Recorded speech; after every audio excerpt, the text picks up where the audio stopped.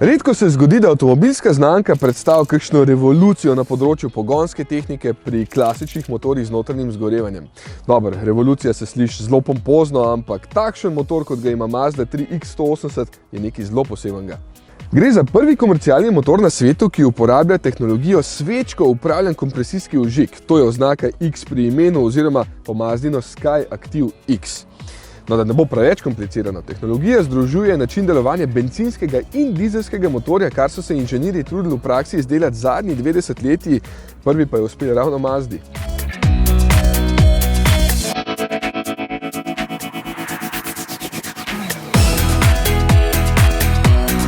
Vse se sliši zelo obetavno, res sem veliko pričakoval, tudi malo navijal, ker sem res vesel, ko kakšna znamka pogumno razvija nove tehnologije.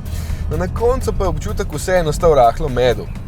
Če bi se mi zlagali, da ima motor kakšnih 140 konjev, bi rekel, da je super. Zdaj, ko vem, da jih ima 180, pa pričakujem preveč.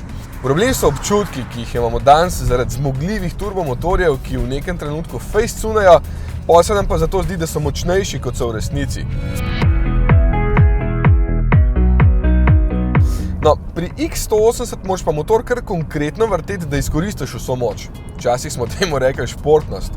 K sreči ima fantastičen ročni menjalnik s 6 prestavami, zato to ni ravno odvečno dela. Kje, prav z veseljem vsakič prestavam, ker tako lepo klika med prestavami.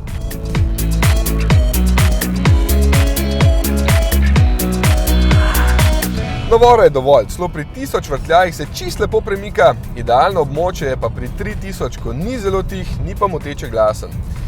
Delovanje motorja v režimu, zaradi katerega je sploh poseben, lahko ves čas spremljate na tem zaslonu, se lepo vidi, da dejansko večino časa deluje v načinu SPCCI.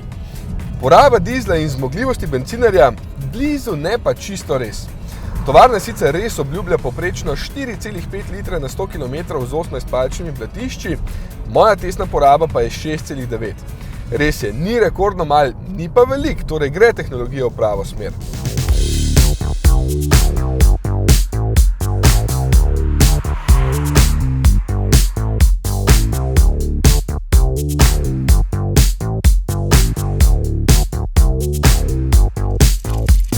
Je pa dejstvo, da je s tem motorjem Mazda 3 najboljša. Če ni problem, da je od precej šibkejše G122 dražje za 1900 €, jo seveda priporočamo takšni različici X180. Točno takšna stane malo manj kot 28 000 €. Poraba je enaka, če ne manjša, predvsem navora je precej več, podvozje in občutek na volanu pa ostajata med najboljšimi, če ne celo najboljša v razredu. Športnosti je manj, kot pričakujete glede na moč in obliko, ampak izgleda atraktivno. Torej je to to.